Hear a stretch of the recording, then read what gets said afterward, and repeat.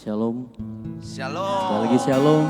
Shalom. Puji Tuhan, kita bersyukur di saat hari ini boleh sama-sama datang membawa hati kita dalam saraba. Kita percaya bahwa semua karena kebaikan Tuhan. Amin.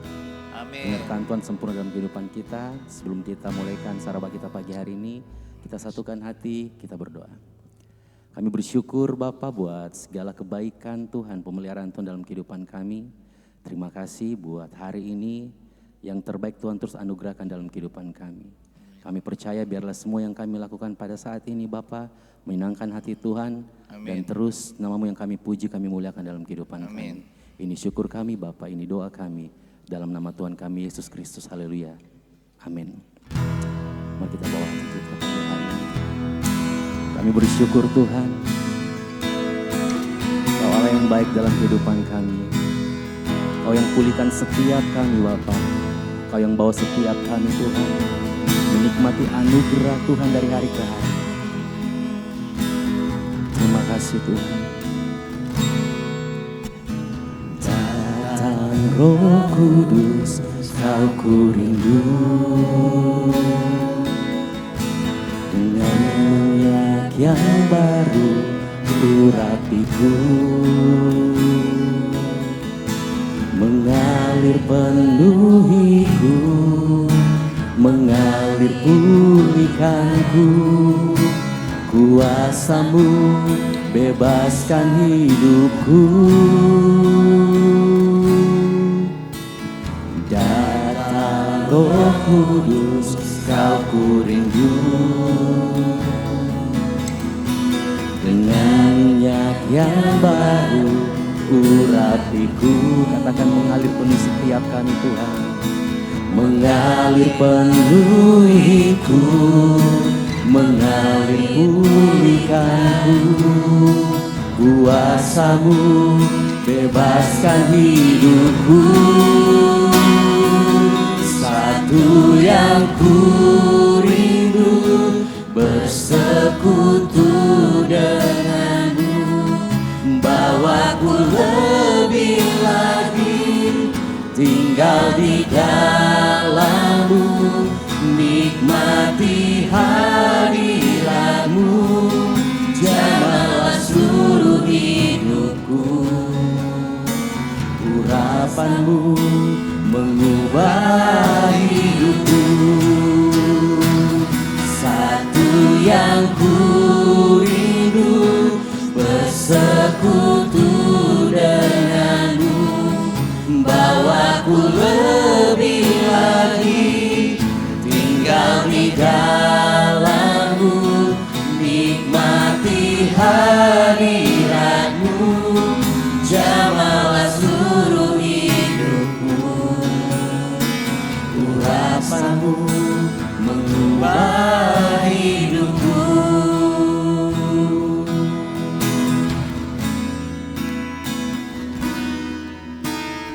Datang Roh Kudus, Kau ku rindu.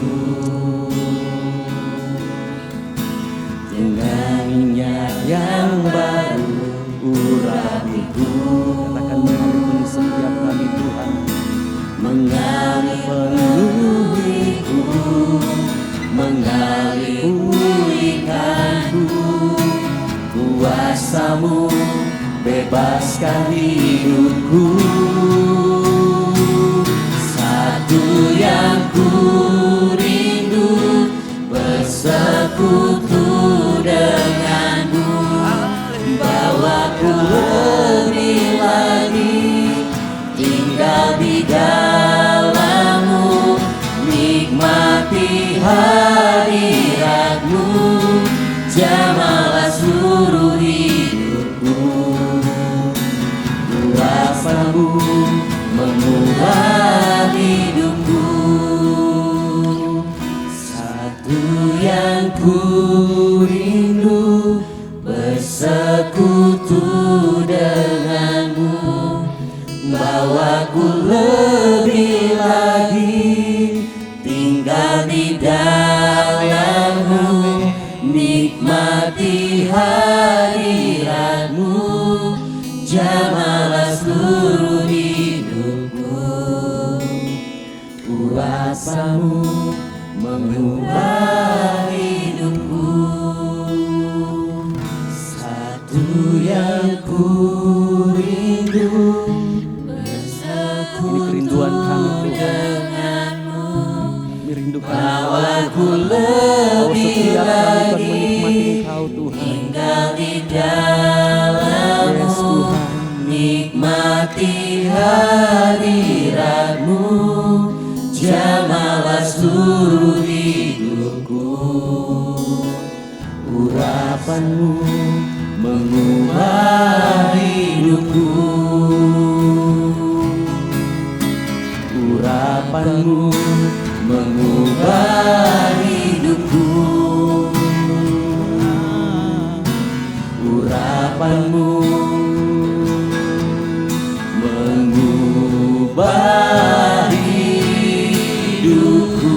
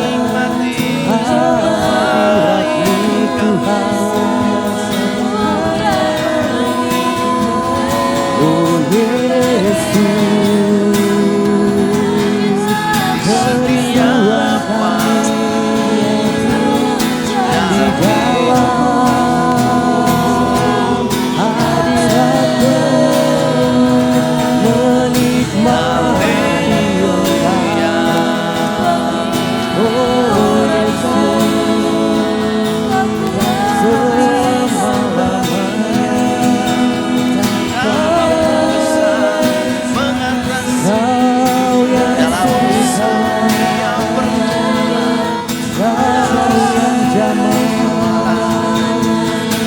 satu hal yang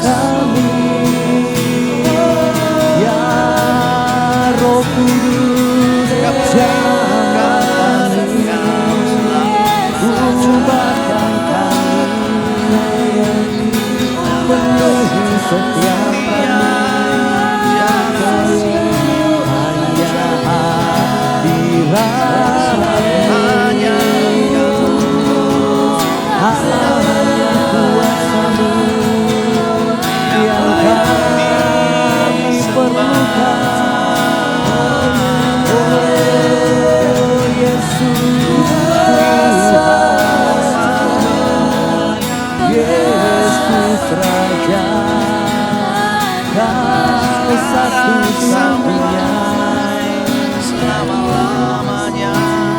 kami bersyukur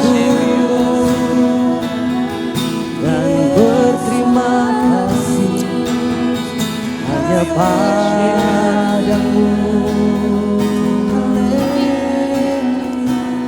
Ya Roh Kudus Tuhan yang mengurapi setiap kami, Amin. yang menjamah kami Tuhan, yang mengubahkan setiap kami Tuhan. Yang kami rindukan hanya Engkau di setiap musim, di setiap waktu, di dalam hidup kami. Hanya Yesus, hanya Yesus yang kami perlukan, yang kami butuhkan. Kau Tuhan, Kau Raja, Kau Yesus.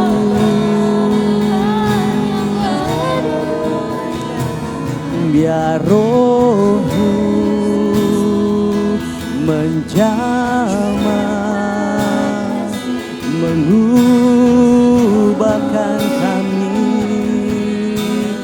Setiap waktu hanya hadirat-Mu Tuhan, hanya jamahan-Mu Tuhan yang kami perlukan. Datang dan penuhi tempat ini dengan hadirat-Mu. Oh Yesus, Tuhan, Kau segalanya.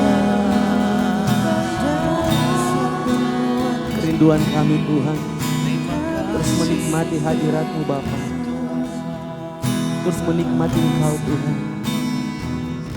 Satu yang ku rindu, bersekutu denganmu, bawaku lebih lagi tinggal di dalammu, nikmati hadiratmu. Jamalah seluruh hidupku, biar urapanmu yang penuh setiap urapanmu mengubah hidupku. Sekali lagi katakan, satu yang ku rindu, bersekutu denganmu, bawaku lebih lagi tinggal di dalammu, nikmati hadiratmu, jamalah seluruh hidupku. Urapanmu mengubah hidupku. Mari lebih tinggi lagi sampaikan doamu kepada Tuhan. Satu yang ku rindu, bersekutu denganmu, bawaku lebih lagi tinggal di dalammu, nikmati hadiratmu, jamalah seluruh hidup. Katakan urapanmu Tuhan, urapanmu mengubah. Satu yang ku rindu, satu yang ku rindu, bersekutu denganmu, bawaku lebih lagi tinggal di dalammu, nikmati hadiratmu, jamalah seluruh hidupku. Urapanmu mengubah hidupku. Urapanmu mengubah hidupku. Urapanmu mengubah hidupku. Sorak-sorai bagi kita. Kami mengucap syukur kepada Tuhan yang kami kasihi, yang kami selalu rindukan di dalam kehidupan kami. Bahwa di dalam kehidupan ini kami percaya Tuhan selalu setia di dalam kehidupan kami. Kami mengucap syukur untuk kesehatan, kekuatan yang Tuhan anugerahkan di dalam kehidupan kami. Sekarang kami ada di pagi ini untuk kami bersama-sama sharing dan belajar kebenaran firman Tuhan. Tolong setiap kami kiranya Roh Kudus yang memenuhi, yang melingkupi, menguasai hati dan pikiran kami. Supaya setiap apa yang akan kami sharingkan, yang akan kami belajar bersama pada saat ini, kami boleh semakin berakar, bertumbuh di dalam Tuhan Yesus Kristus. Terima kasih Tuhan, kami mengucap syukur dalam nama Tuhan Yesus Kristus. Haleluya, amin. Baik, shalom. Shalom. Selamat pagi. Pagi. Ya. Baik, kita akan membaca ayat firman Tuhan yang sudah dibagikan. Kita akan baca bersama, cukup panjang. Kita baca Filipi 4 ayatnya yang kedua sampai ayatnya yang ke-20. Kita mulai dari ayatnya yang kedua saja. Nah, dari ayat yang pertama. Filipi 4 ayatnya yang pertama sampai ayat yang ke-20. Saya baca ayat yang pertama. Lalu Pak Enos, Marcel, siapa lagi? Tirsa, Mei, selanjutnya. Baca. Filipi 4 ayat yang pertama, karena itu saudara-saudara yang kukasihi dan kurindukan, sukacitaku dan mahkotaku, berdirilah juga dengan teguh dalam Tuhan, hai saudara-saudaraku yang kekasih. Euodia kunasihati dan Sintike kunasihati, supaya sehati sepikir dalam Tuhan. Bahkan kuminta kepadamu juga, Sunsugos, temanku yang setia, tolonglah mereka. Karena mereka telah berjuang dengan aku dalam pekabaran Injil, bersama-sama dengan Clemens dan kawan-kawanku sekerja yang lain, yang nama-namanya tercantum dalam kitab kehidupan. Bersukacitalah senantiasa dalam Tuhan. Sekali lagi kukatakan bersukacitalah. Hendaklah kebaikan hatimu diketahui semua orang. Tuhan sudah dekat. Janganlah hendaknya kamu khawatir tentang apapun juga, tetapi nyatakanlah dalam segala hal keinginanmu kepada Allah dalam doa dan permohonan dengan ucapan syukur. Damai sejahtera Allah yang melampaui segala akal akan memelihara hati dan pikiranmu dalam Kristus Yesus. Jadi akhirnya saudara-saudara, semua yang benar, semua yang mulia, semua yang adil, semua yang suci, semua yang manis, semua yang sedap didengar, semua yang disebut kebajikan dan patut dipuji, pikirkanlah semuanya itu. Dan apa yang telah kamu pelajari, dan apa yang telah kamu terima, dan apa yang telah kamu dengar, dan apa yang telah kamu lihat padaku, lakukanlah itu. Maka Allah sumber damai sejahtera akan menyertai kamu. Ayat yang ke-10. Aku sangat bersuka cita dalam Tuhan, bahwa akhirnya pikiranmu dan perasaanmu bertumbuh kembali untuk aku. Memang selalu ada perhatianmu, tetapi tidak ada kesempatan bagimu. Ku katakan ini bukanlah karena kekurangan, sebab aku telah belajar mencukupkan diri dalam segala keadaan. Aku tahu apa itu kekurangan dan aku tahu apa itu kelimpahan. Dalam segala hal dan dalam segala perkara tidak ada sesuatu yang merupakan rahasia bagiku, baik dalam hal kenyang maupun dalam hal kelaparan, baik dalam hal kelimpahan maupun dalam hal kekurangan. Segala perkara dapat kutanggung di dalam Dia yang memberi kekuatan kepadaku. Namun baik juga perbuatanmu, bahwa kamu telah mengambil bagian dalam kesusahanku. Kamu sendiri tahu juga, hai orang-orang Filipi, pada waktu aku baru mulai mengabarkan Injil, ketika aku berangkat dari Makedonia, tidak ada satu jemaat pun yang mengadakan perhitungan hutang dan piutang dengan aku selain daripada kamu. Ayat 16, sekarang di Tesalonika pun kamu telah 1-2 kali mengirimkan bantuan kepadaku. Tetapi yang kuutamakan bukanlah pemberian itu, melainkan buahnya yang makin memperbesar keuntunganmu. Kini aku telah menerima semua yang perlu daripadamu, malahan lebih daripada itu. Aku berkelimpahan karena aku telah menerima kirimanmu dari Epafroditus, suatu persembahan yang harum, suatu korban yang disukai dan berkenan kepada Allah. Allahku akan memenuhi segala keperluanmu menurut kekayaan dan kemuliaannya dalam Kristus Yesus. Dimuliakanlah Allah dan Bapa kita selama-lamanya. Amin. Amin. Puji Tuhan. Berbahagia orang yang membaca, mendengarkan, merenungkan dan melakukan setiap firman Tuhan. Puji Tuhan, pembacaan kita cukup panjang ya. Filipi pasalnya yang keempat, ayatnya yang pertama sampai ayatnya yang ke-20. Nanti kita akan sharing, tapi saya mau tanya dulu ini ya. Jadi angkat tangan saja. Angkat tangan saja, nanti saya akan jelaskan sedikit tentang latar belakangnya. Siapa yang setuju orang Kristen itu boleh berhutang? Tolong angkat tangannya.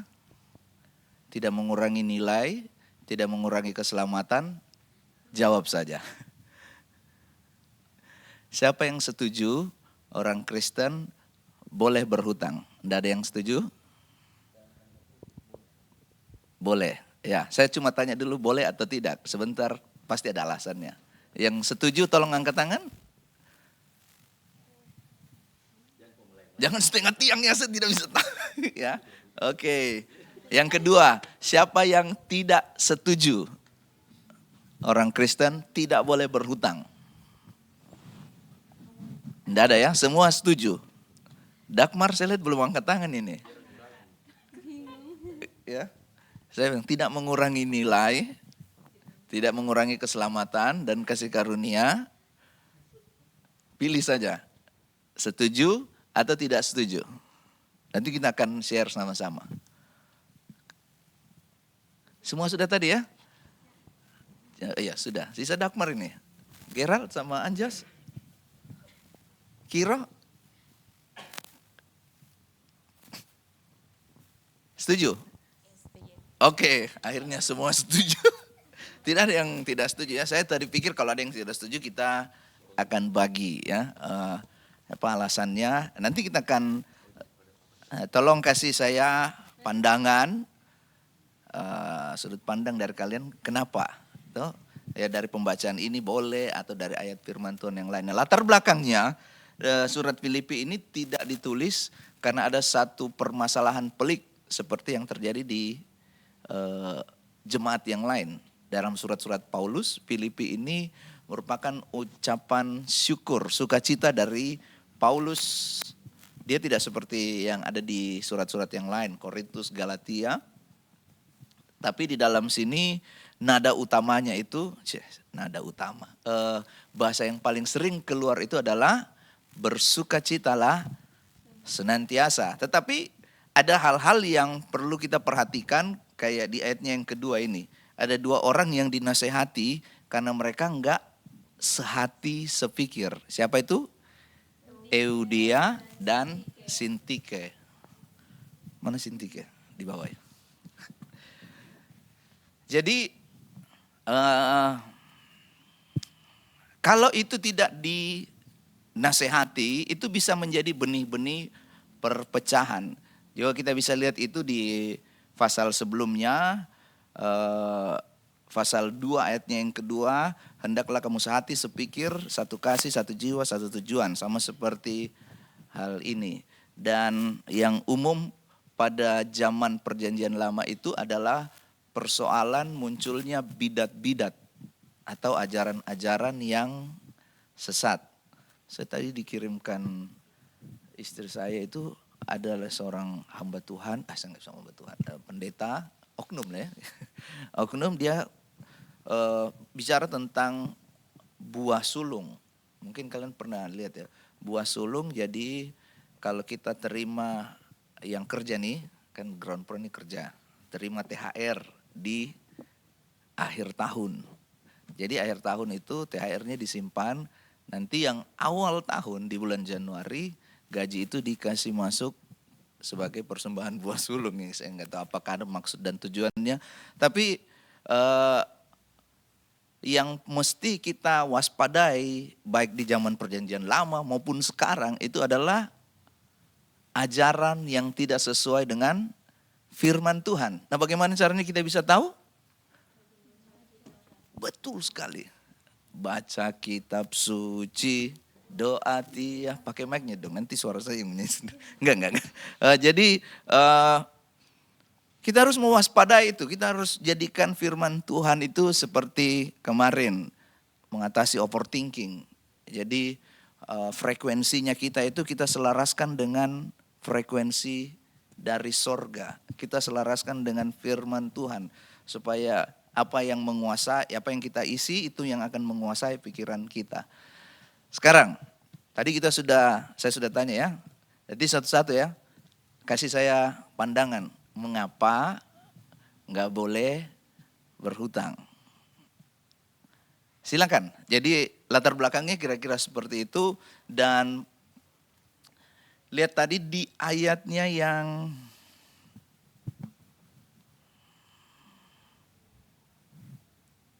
15, kamu sendiri tahu juga bahwa hai orang Filipi, pada waktu aku mulai mengabarkan Injil ketika aku berangkat ke Makedonia, tidak ada satu jemaat pun yang mengadakan perhitungan hutang piutang dengan aku selain daripada kamu. Artinya mereka membalas apa yang menerima apa yang Paulus berikan kepada mereka, dan mereka membalas ketika Paulus sedang mereka tahu ya. Kalau zaman dulu, kira-kira saya kasih gambaran seperti ini. Kalau zaman sekarang nih, misalnya Andika lagi healing, dia foto, kita bisa tahu ada statusnya. Cuma kan kalau Andika lagi di penjara nggak mungkin foto. Paulus ini lagi di penjara, jadi orang-orang yang kenal ya, waktu itu kan belum ada teknologi ya, seperti sekarang. Jadi mereka tahu itu setelah mungkin ada yang pulang berdagang, lalu mereka tahu, oh Paulus lagi di penjara. Jemaat di Filipi ini lalu mengirimkan Epaphroditus. Sulit ya. Jadi dikirim untuk mengirimkan bantuan. Dan Paulus itu selalu menerima dengan penuh sukacita. Paulus itu bukan memanfaatkan situasi. Oh saya lagi di penjara, tolong bantu saya. Tolong kasih saya pertolongan atau yang lain. Jadi di sini mereka mengetahui dan mereka membantu Paulus dengan sukacita. Bukan cuma satu kali, tetapi beberapa kali. Silakan kita akan belajar dulu tentang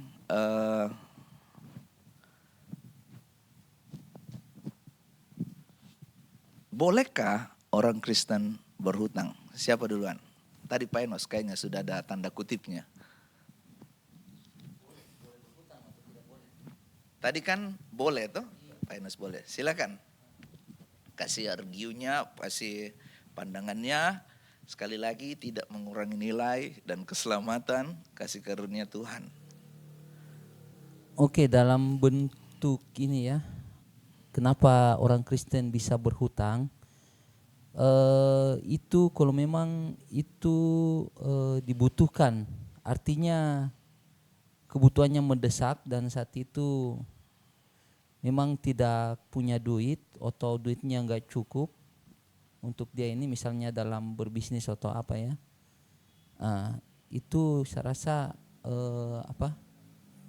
bisa seperti ayat ini bilang, yang penting tidak mengurangi sukacitanya dan bisa mempertanggungjawabkan pinjamannya gitu.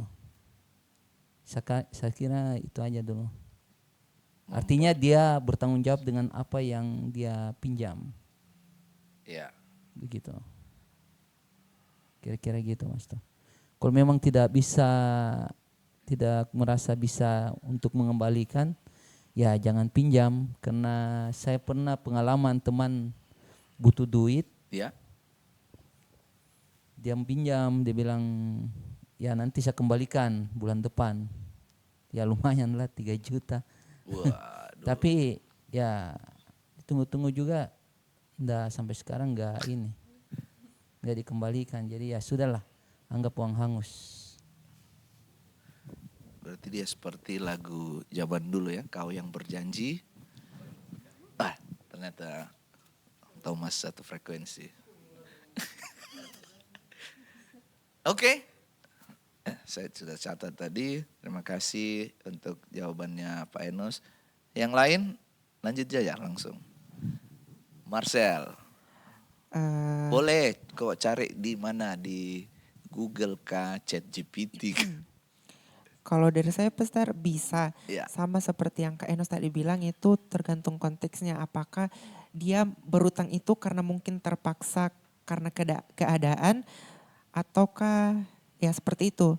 Tapi seperti yang Kak Enos bilang tadi, bagaimana ketika dia berutang itu, dia perlu mempertanggungjawabkan apa yang dia utang atau pinjam dari seseorang tersebut.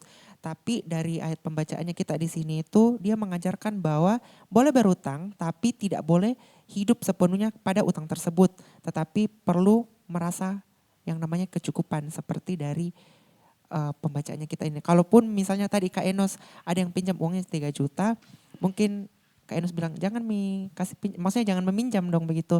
Tapi kalau misalnya kalau dari saya itu mungkin sama case-nya sama yang pernah dicerita sama Kak Esra. Misal kalau ada orang meminjam begitu terus dia tidak kembalikan dan orang itu meminjam lagi sama kita, ya kita kasih tapi ikhlas kita kasih dan jangan dikembalikan begitu. Tidak sama seperti nominal yang dia kasih, maksudnya nominal yang dia pinjam kita tidak kasih nominal itu tapi kita tetap kasih tapi dengan rasa ikhlas, tidak nominal itu. Begitu Pastor. Ya sukarela seperti itu. Terima kasih. Berarti kalau dari Marcel ya kita juga hampir sama seperti Pak Enus ya, tapi dia melihat dari sisi ini. Belajar tentang mencukupkan diri. Oke. Lanjut. Silakan. Oke, kalau sedikit dari saya, pada umumnya memang kan kalau kita bilang berhutang itu pasti tidak baik ya gitu. Tetapi kenapa sih ada situasi tertentu yang mungkin memperbolehkan orang Kristen berhutang? Mungkin karena tadi keadaannya urgen. Kemudian memang sudah tidak bisa sama sekali dia pakai uangnya sendiri. Dia memutuskan untuk dengan terpaksa meminjam dari orang lain. Kemudian dengan syarat uang yang dia pinjam ini dia pergunakan dengan baik. Kemudian dia tahu kapan untuk mengembalikan pinjamannya tersebut dan juga dia tidak menjadi kayak diperbudak dengan hutang piutangnya gitu, tidak jadi terlilit dengan hutangnya.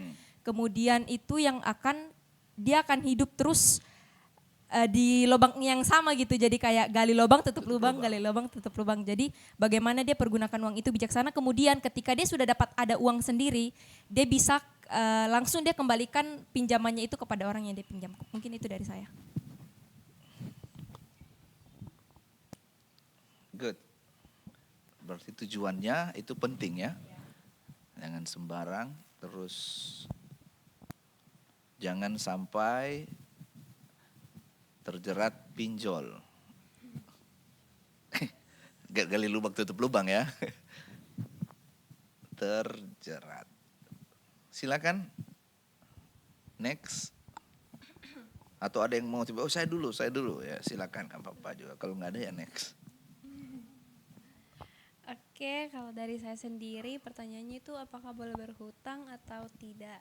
Yeah. Jawabannya itu boleh, asalkan kayak disesuaikan dengan keadaan. Mungkin misalnya dalam kondisi yang darurat, misalkan contohnya kayak lagi sakit tapi tidak ada dana untuk membayar biaya obat atau rumah sakit begitu, mungkin di situ kita bisa berhutang untuk kebutuhan tersebut dan juga asalkan kita juga bertanggung jawab atas apa yang kita lakukan, berhutang tetapi tahu waktunya kapan harus dikembalikan, melunasi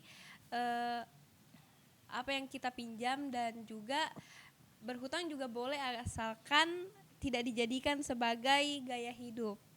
Wah, mantap. Gaya hidup. Noted. Silakan. Biasanya kalau di sharing ground pro ini panjang-panjang, ini pendek ya. Oh, enggak ada charter. Charter kok di mana ini? Silakan. Baik, kalau dari saya boleh Kak berhutang, tapi untuk kebutuhan, bukan untuk keinginan. Jadi mungkin di era sekarang ini kita dipermudah dengan pinjaman online, kartu kredit, dan kayaknya e-wallet hampir semua bisa pay later. Nah, hal itu membuat orang itu mudah untuk menggunakannya. Dan dia memberikan sistem yang mudah juga. Tapi jangan sampai kita terlilit dengan sistem yang mudah itu sampai kita tidak mengendalikan diri. Jadi akhirnya kita tidak menguasai diri sampai akhirnya kita mengikuti apa yang dunia tawarkan. Padahal sebenarnya kan teknologi itu untuk memudahkan kita, tapi kita juga harus berhikmat dalam menggunakannya. Jangan sampai kita menggunakannya untuk hal-hal yang tidak seharusnya. Contoh iPhone dengan series yang terbaru sudah keluar, terus dengan keterbatasan finansial kita, tapi biar kita dianggap, maksudnya biasa itu orang kan pengen dianggap di lingkungannya atau mungkin di mana dia berada. Jadi mungkin dengan dia menggunakan iPhone dia merasa bahwa oh saya akan dianggap kayak gitu. Jadi oke lah saya ambil saja bayar dengan pay later kayak gitu. Tapi kan sebenarnya itu adalah sesuatu yang membuat kita jadi tidak menguasai diri. Kita jadi meletakkan harga diri kita itu di materi, padahal Tuhan sudah menganggap hidup kita tuh sangat berharga, bahkan mati di kayu salib, tapi kita malah meletakkan diri kita itu di barang. Validasi.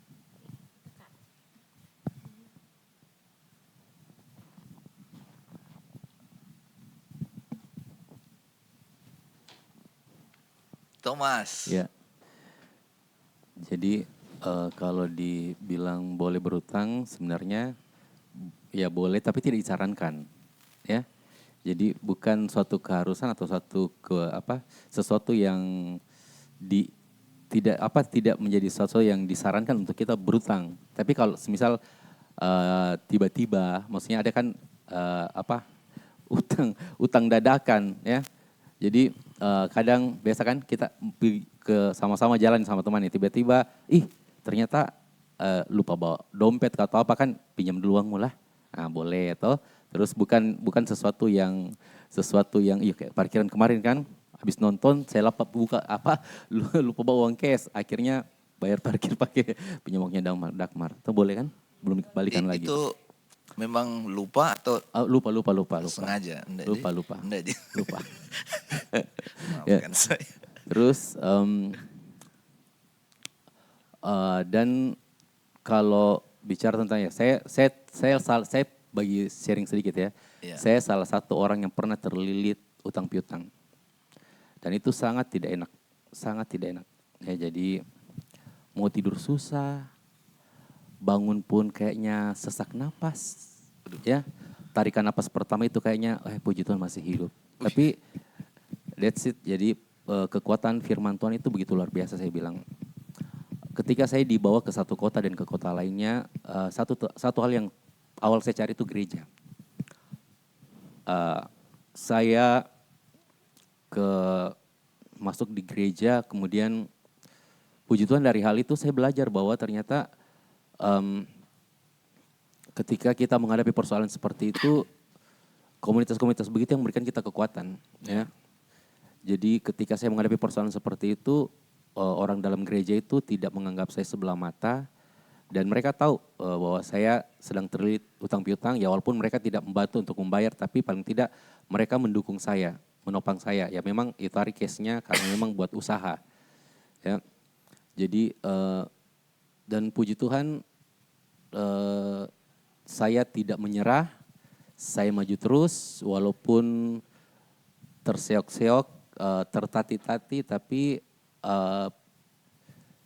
dan satu hal saya bilang begini, saya tidak berdoa untuk bilang begini, Tuhan lunaskan utang saya cuma bilang Tuhan berikan hati yang bijak kepada orang tersebut supaya dia bisa sabar Tuhan, dan berikan saya kekuatan supaya saya bisa melalui semuanya ini. Dan puji Tuhan, saya bilang setiap doa kita itu tidak pernah sia-sia, ya selalu ada berkat Tuhan, selalu ada tangan Tuhan yang menolong.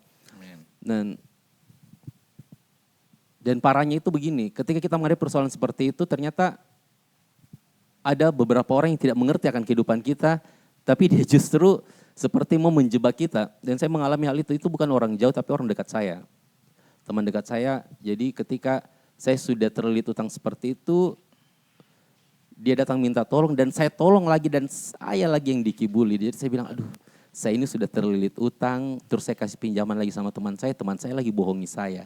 Dan saya mau tagih juga, saya bilang, jadi ketika saya menagih teman saya langsung posisikan diri saya, tidak enak kalau ditagih. Ketika saya ditagih, saya pun tidak enak, saya bilang. Jadi saya itu takut, maksudnya tidak takut untuk menyakiti hati orang lain. Akhirnya saya bilang, ya sudahlah, Kalau memang dia bayar, kalau tidak ya sudah, anggap tidak ada. Jadi saya bilang ya, itulah utang itu sebenarnya sah-sah saja, tetapi tidak disarankan untuk kita. Dan lebih baik jangan, ya, lebih baik jangan. Kalau bisa, makanya Firman Tuhan bilang cukupkanlah dirimu dengan apa yang kita miliki, belajar untuk mencukupkan diri karena hal itu tersebut. Jadi kita mengerti diri kita tahu bahwa kekuatan saya seperti ini. Saya jujur bahwa saya kemarin itu saya bilang saya kayaknya salah langkah ini. Tapi dari langkah itu saya belajar hal banyak. Saya banyak belajar. Saya juga mengerti kekuatan saya. Artinya begini, ketika saya memiliki hal tersebut, saya tahu bagaimana cara mempush diri saya untuk menghasilkan sesuatu. Ya, dari tekanan itu saya juga mempush diri saya bahwa kamu tuh bisa menghasilkan lebih lagi daripada ini. Kamu bisa. Dan akhirnya ternyata dari hal tersebut saya bisa menghasilkan lebih daripada itu. Saya bilang Tuhan terima kasih, ternyata bahkan dalam tekanan seperti ini pun dalam pressure yang begitu ini kuat, saya masih bisa menghasilkan sesuatu untuk bisa membangkitkan diri saya. Mungkin itu saja, saya tidak tahu bagaimana ceritanya kisah saya ini. Terima kasih Tuhan Yesus memberkati. Luar biasa. Tekanan mengeluarkan kreativitas. Silakan, Enci. Kalau ditanya orang Kristen boleh berutang, menurut saya boleh ketika orang Kristen itu sama-sama positif. Artinya yang meminjam positif, maksudnya pemikirannya, yang meminjamkan juga positif. Kalau kita sadari ternyata itu orang yang meminjam dan meminjamkan itu bisa timbul sikap yang Tuhan senangi. Kalau misalnya saya mau meminjam, itu akan timbul rasa tanggung jawab, keterbukaan, dan tujuan. Ketika saya meminjamkan akan timbul rasa empati dan kasih. Ketika misal saya dengar ceritanya terus mungkin bisa saja timbul kasih dan empati dari itu. Jadi saya mau memandang seseorang yang meminjam itu punya sikap yang Tuhan senangi. Itu tadi yang perencanaan dan tujuan. Ketika kita meminjamkan uang seseorang, kita tuh punya tanggung jawab. Terus kita terbuka sama dia. Terus yang ketiga itu kita punya tujuan. Tujuan kita ya kita harus bayar utang ini. Berarti apa yang kita lakukan untuk bisa bayar utang ini ya kita berusahalah, bekerjalah. Kita buatlah rencana apa yang mau kita lakukan. Rencana apa yang bisa sebenarnya menghasilkan uang untuk kita bisa kasih kembali uang orang yang kita pinjam. Mungkin begitu saja, Pastor. Perencanaan dan tujuan, luar biasa. Andika. Kalau saya sendiri, Pastor, orang Kristen itu boleh berhutang asalkan bukan untuk kesenangan dirinya. Tapi dia berhutang itu untuk kebutuhan yang mendesak. Dan di situ di Alkitab juga hindari utang-utang yang tidak perlu, Pastor. Yang seperti dibilang Kak siapa tadi yang berkecukupan. Jadi kita harus merasa cukup tentang apa yang kita punya. Nggak boleh kayak kita lihat orang lain punya terus kita mau juga dan kita tidak ada uang jadi kita harus berhutang. Jadi saya rasa mungkin sudah dijawab sama yang lainnya, Pastor. Terima kasih. Luar biasa. Oke, dari yang di belakang kamera atau yang di belakang sana? Kan kita semua orang percaya toh. Menurut kalian ada pandangan? Silakan. Kiro harusnya kok ada di sini, Kiro.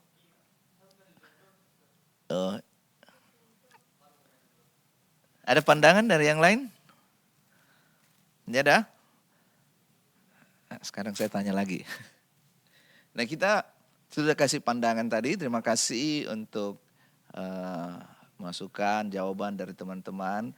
Saya cuma mau bertanya lagi. Coba kita buka dulu Roma 13 ayatnya yang ke-8. Roma pasal yang ke-13 ayatnya yang ke-8.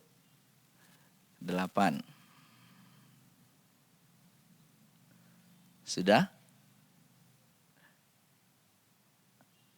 Nah, Alkitab menuliskan begini. Semua ikut ya, sama ya. Janganlah kamu berhutang apa-apa kepada siapapun juga. Oke, sampai di situ dulu. Kita ulang sekali lagi. Janganlah kamu berhutang apa-apa kepada siapapun juga. Oke, ini saya nggak bukan memperdebatkan. Oh, kok dari ayat sini seperti ini. Terus saya mempertentangkan kedua ayat ini, tidak. Tapi saya mau kita kasih argue, kasih pandangan gitu ya. Waktu tadi kita baca tentang kecukupan, jawaban yang kalian teman-teman kasih masukan tadi itu cocok. Dan saya setuju dengan hal itu. Oke, silakan dibaca ayatnya, saya kasih kesaksiannya saya. Waktu saya mau menikah, saya pernah kayaknya saya saksikan di sini. Ada yang pinjam uang ke saya, padahal saya mau menikah. Dan yang pinjam uang ke saya itu, kenapa saya mau kasih pinjam? Karena saya kenal dekat orangnya gitu. Jadi persahabatan bagai kepompong itu bisa rusak karena hutang piutang. Persaudaraan yang kalau dibilang saudara kandung, kalau tidak dipersiapkan misalnya tentang pembagian warisan, hal-hal yang lain, itu tidak ada saudara. Ada yang seperti itu, tapi kita sebagai orang-orang percaya mesti memperhatikan hal ini. Waktu itu dipinjam dan ya saya langsung menjawab, mengiyakan. Waktu itu kan belum menikah, jadi belum ada yang tunggu ya saya tanya dulu Menteri Keuangan. Ya, ini kan langsung set. Pas mau, ya itu yang saya bilang, sepanjang yang saya tahu, tolong kasih tahu kalau saya salah ya. Sepanjang yang saya tahu, orang yang meminjam itu, dia yang selalu menentukan waktunya. Nanti 1 minggu ya. Nanti 1 bulan ya. Dia yang menentukan waktunya, bukan yang dipinjam. Atau ada yang dia bilang, nanti bapak saja yang tentukan kapan, besok. Itu bukan pinjam. Jadi yang meminjam itu yang menentukan waktunya. Tapi yang mengingkarinya, yang minjam. Nah ini yang gak enak gitu. Yang gak enaknya begitu ini. Waktu minjamnya itu ramah. Waktu mau diminta, marah. Dibalik. Ramah jadi marah. Kalau kita bilang hendaklah kamu jadi peramah. Ini tolong ya. Padahal ini kan ada tanggung jawabnya yang harus dia selesaikan. Gitu. Nah kembali lagi. Bagaimana pandangan teman-teman tentang Roma 13 ayat yang ke-8. Janganlah kamu berhutang apa-apa. Sepertinya gini. Sepertinya waktu orang Kristen itu berhutang. Apalagi untuk memenuhi kebutuhan. Tadi kan semuanya rata-rata kebutuhan. Ya, untuk memenuhi kebutuhan itu pandangannya dianggap seperti memalukan Tuhan. Allahku akan mencukupi segala keperluanmu menurut kekayaan. Seolah-olah ayat itu ya tidak sesuai. Jadi apalagi tadi?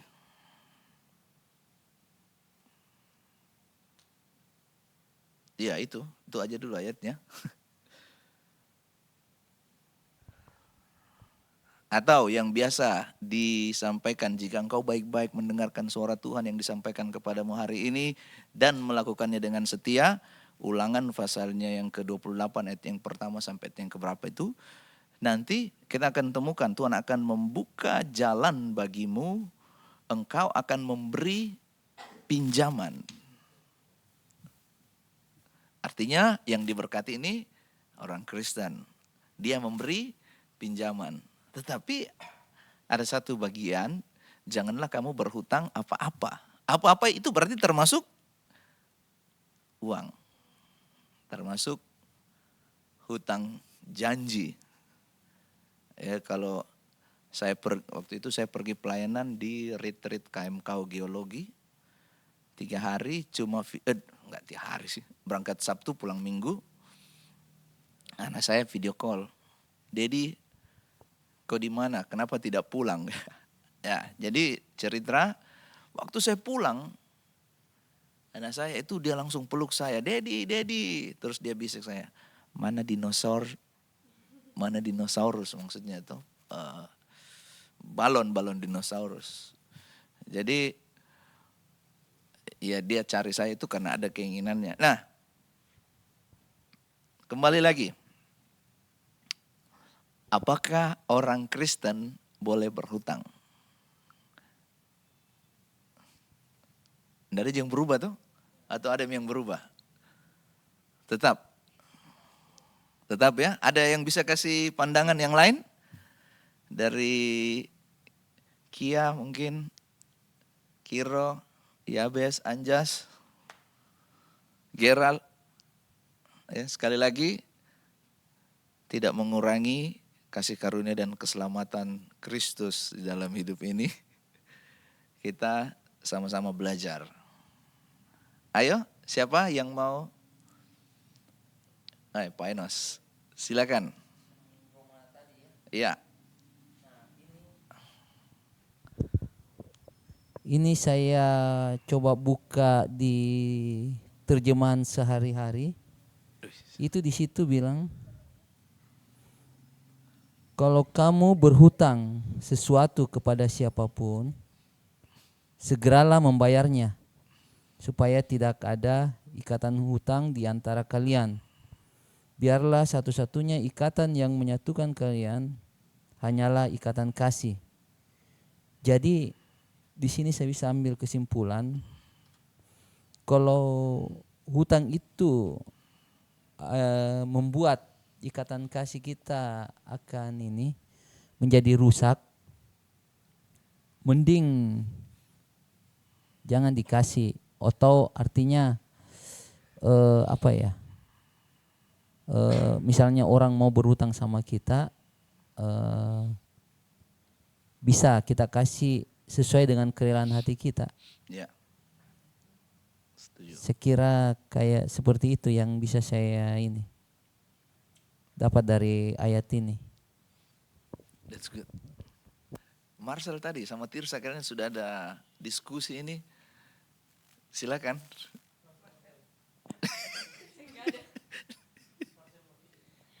Marcel wakil.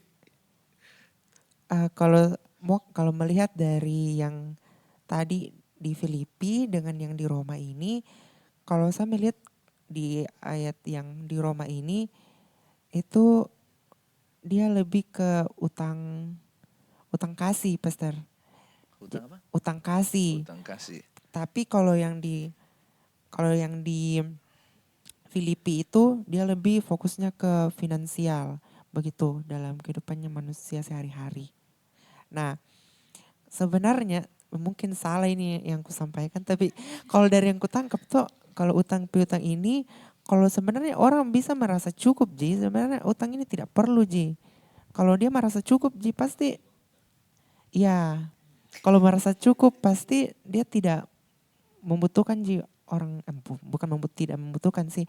Maksudnya tidak mau, Ji, ada utang ini.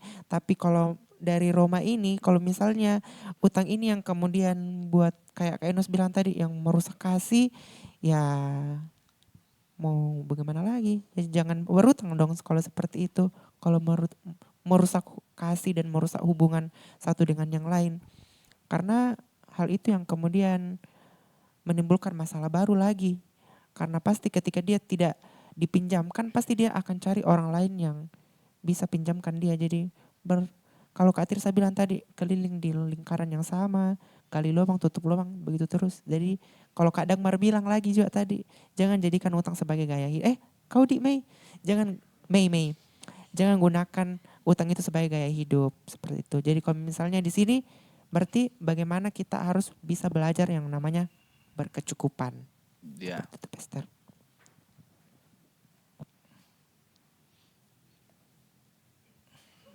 Mantap. Terima kasih Marcel. Dari yang lain? Masih ada? Oh, Kiro ini kayaknya. Oh. Saya mungkin sedikit, Pastor, dari saya. Banyak juga nggak apa-apa. 15 menit ke depan dipersilakan. Mungkin kalau yang di sini itu, yang di Roma, Paulus mungkin yang dia tekankan di sini itu utang piutang tentang karena Tuhan sudah kasih kebenaran buat Paulus, makanya Paulus ini kayak dia merasa berhutang kepada orang-orang yang ada di Roma supaya dia kasih kebenaran kepada orang-orang yang di sana. Jadi itu dia merasa bahwa karena Tuhan sudah kasih saya kebenaran ini, maka saya berhutang untuk kasih tahu juga orang-orang yang ada di Roma, karena mereka berhak untuk mendapatkan, untuk mengetahui apa yang Tuhan sudah kasih ke saya. Mungkin seperti itu. Utang Injil begitu. Kebenaran Injil. Bukan lebih ke keuangan atau finansial begitu. Ya. Memang Paulus itu menganggap memberitakan Injil, tidak memberitakan Injil itu sebagai hutang. Kalau kita itu harus kita galakan, lupa sharing ayat, itu harus jadi hutang. Atau nggak apa-apa Ji, masih ada Ji minggu depan. Apa saya ngomong? Lanjut lagi, masih ada?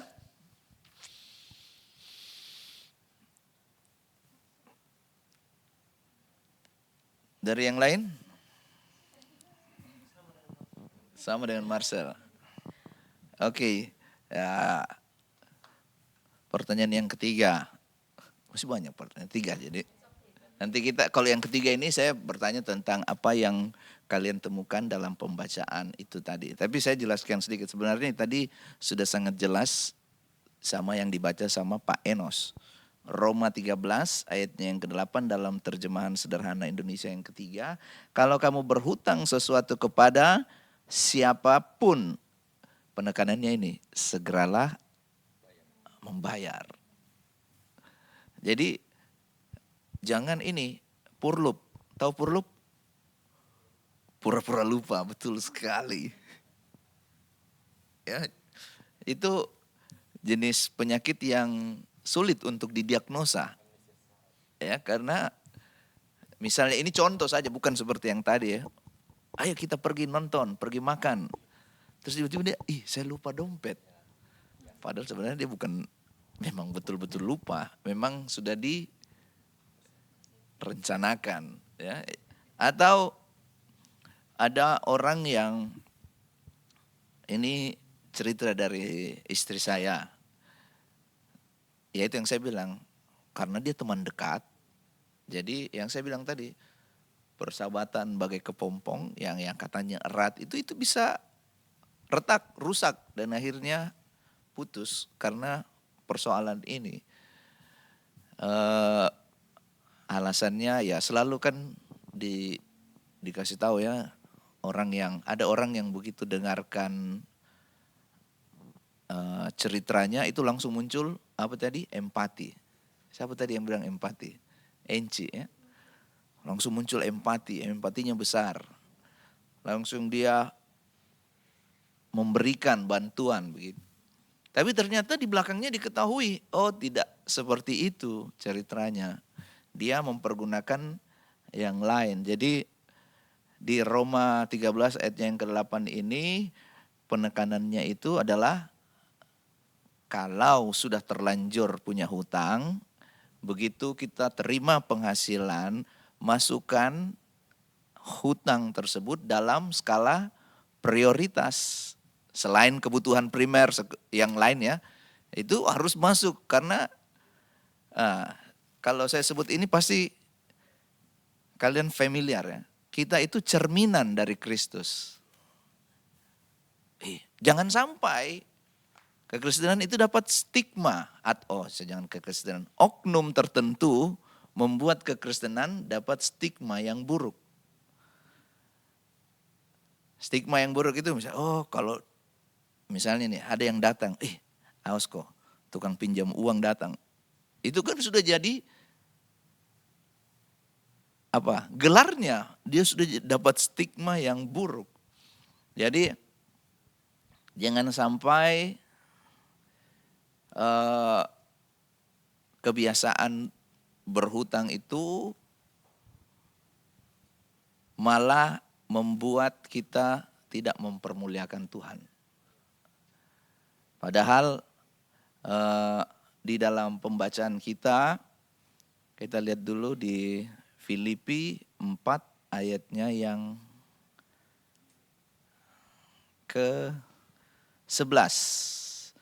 4 ayatnya yang ke-11. Kukatakan ini bukan karena kekurangan, sebab aku telah belajar mencukupkan diri dalam segala keadaan.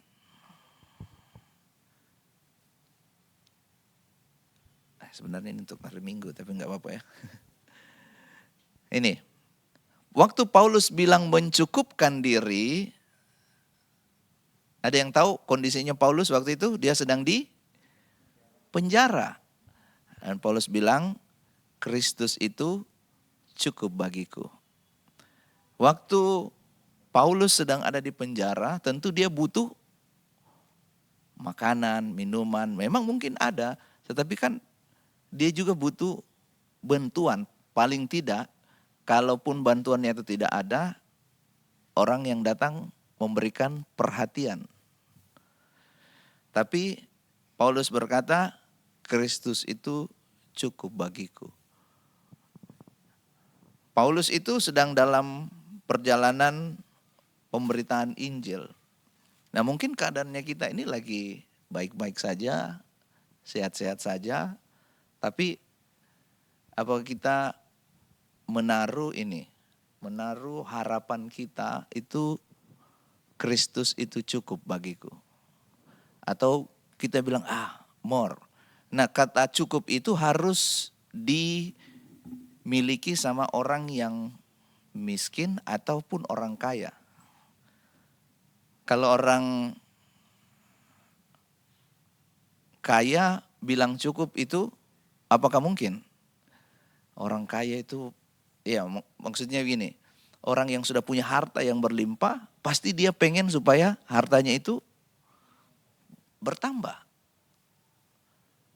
Orang yang miskin, kekurangan, dia pengen supaya dia punya harta, dia punya kelimpahan. Tetapi di dalam semuanya itu, baik orang miskin maupun orang kaya, ini, saya kembali lagi ke apa yang saya mau sampaikan. Jangan sampai sikap kita, perilaku kita itu terjebak pada hutang piutang.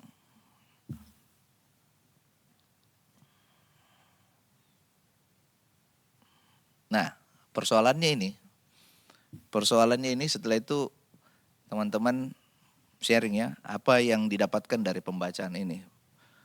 Persoalannya ini, ada enggak orang yang enggak berhutang, tapi tiba-tiba dia terjerat hutang? Saya kasih contoh. Ada satu kebiasaan di Toraja itu kalau meninggal, dia harus kasih, itu kan yang bayar siapa? Anaknya, cucunya, cicitnya, pokoknya keturunan-keturunan selanjutnya selama dia belum lunas itu harus jadi hutang, harus dibayar. Di Alkitab pun ada. Tahu cerita tentang seorang janda yang datang ke Nabi Elisa. Lalu janda itu bilang begini, penagih hutang sudah datang menagih hutang. Siapa yang berhutang? Bukan istrinya, suaminya. Tapi kalau kita telaah pembacanya, tentu itu untuk kebutuhan hamba Tuhan itu. Tapi setelah suaminya meninggal, hutangnya itu turun ke, jadi ini saya mau kasih pandangan seperti ini. Memang ada orang-orang yang tidak secara langsung dia berhutang, tetapi itu akibat, yaitu kenapa kita sebagai orang percaya itu harus bijaksana. Karena kalau kita berhutang, itu sebenarnya kita tidak memikirkan orang yang di sekitar kita. Orang tua kita, adik kita, kakak kita, orang yang kita kasihi. Betul tidak? Waktu datang penagih hutang, siapa yang ditagih? Ya enggak ada kita mungkin lari atau kemana. Yang berhutang itu sudah pergi. Yang ditagih, yang dicari keluarganya. Jadi pada saat kita akibat dari kesembronoan, tidak berpikir panjang, tidak bisa mengelola dengan baik, maka itu bisa berakibat buruk di masa depan. Ya, kalau sudah terlanjur berhutang, bayar sesuai jumlah dan tepat waktu. Yang setuju katakan amin. Kayaknya banyak yang aminnya. Nah, ini saya sudah ulang tadi, saya sudah sebut tadi, yang menentukan waktu pengembalian itu kecenderungannya selalu orang yang minjam. 1 minggu ya. Waktu itu saya juga begitu. Sebulan ya kalau nggak salah, sebulan ya. Jadi terus jangan sampai kita berutang terus lari. Lari itu bukan pergi kemana-mana, enggak. Purlup, pura-pura lupa gitu.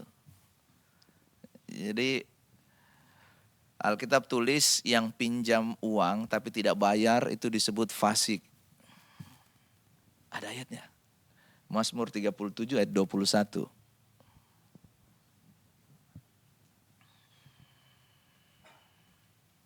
Mazmur 37 ayat 21. Orang fasik meminjam dan tidak membayar kembali. Tapi dia tidak berhenti sampai di situ, ada kelanjutannya. Tetapi orang benar adalah pengasih dan pemurah. Itu menggambarkan dua hal yang kontras. Pinjam tapi pura-pura lupa. Lalu dikontraskan dengan kekristenan itu pengasih dan pemurah. Belajarlah kepadaku sebab aku lemah lembut dan rendah hati. Utang tapi lari itu kita harus bertobat. Ini saya bicara untuk orang yang berhutang ya. Kalau berhutang harus masukkan pembayaran itu sebagai, pengembaliannya itu sebagai skala prioritas. Jangan, ini kebutuhan ini. Ya sudah janji waktunya, ingat waktunya. Jangan hutang terus tiba-tiba muncul dengan Samsung yang terbaru. Samsung lipat, C Fold berapa ya? 7. Atau dengan iPhone terbaru. Atau tiba-tiba lagi healing di luar negeri, foto yang dipinjami uang ini dia lihat di status, lagi di luar negeri. Itu saya kembali lagi. Jangan sampai kita tidak mencerminkan Kristus melalui perilaku kita. Kalau ada kendala, misalnya nih, Thomas, nanti saya kembali tanggal 20. Sampai tanggal 20, ternyata ada kendala. Masih ada yang kita mesti buat. Kita mesti secara etika kita mesti menyampaikan mengapa ini bisa tertunda. Boleh tidak saya atur kembali, minta kelonggaran. Karena kan kebanyakan ini ya, kecuali yang memang simpan pinjam gitu ya untuk penyediaan jasa. Kalau kita pinjam biasanya di orang yang kita kenal. Betul atau tidak? Paling tidak orang yang kita kenal. Nah, kalau orang yang kita kenal ya kita harus lebih berpikir dengan bijaksana. Jangan sampai gara-gara keinginan, hawa nafsu kita, misalnya ini, yang sudah selesai kuliah atau yang lagi kerja terus tiba-tiba ketemu satu alma maternya. Yang alma maternya ini sudah datang dengan mobil, dengan gaya yang keren, yang gagah. Terus kita, kenapa saya masih begini-begini saja? Akhirnya memaksakan diri. SP letter, aduh. Jangan sampai kita terjerumus pada hal-hal yang demikian. Kalau sampai tanggal yang sudah disepakati ada kendala, informasikan, beritahu apa kendalanya. Kalau ini yang gak enak ya, tadi Thomas sudah cerita, dan saya menaruh perasaan saya ya, kalau harusnya kalau kita yang berhutang, saya berhutang, terus Pak Enos datang ke saya, Peter, mana hutangmu? Ya saya jangan marah dong, karena ini kan tanggung jawabnya saya. Dia hanya menjalankan apa yang saya janjikan, betul atau tidak? Ya. Jadi jangan marah balik, malah apa istilahnya sekarang, playing victim. Ya. Orang yang membantu sudah berbuat kebaikan, kita yang dibantu jangan membalas kejahatan dengan kejahatan. Amsal 17 ayat 13 dalam terjemahan firman Allah yang hidup dikatakan demikian, jika engkau membalas kebaikan dengan kejahatan, maka seisi rumahmu akan kena kutuk. Wah, dalam terjemahan bahasa Indonesia, kejahatan tidak akan menghindar dari rumahnya. Sisi yang kedua, ini tadi untuk yang meminjam. Nah, untuk yang memberi. Waktu kita memberi pinjaman, kita jangan memberikan bunga yang berlebihan. Keluaran 22 ayatnya yang ke-25. Coba kita baca dulu. Keluaran 22 ayatnya yang ke-25.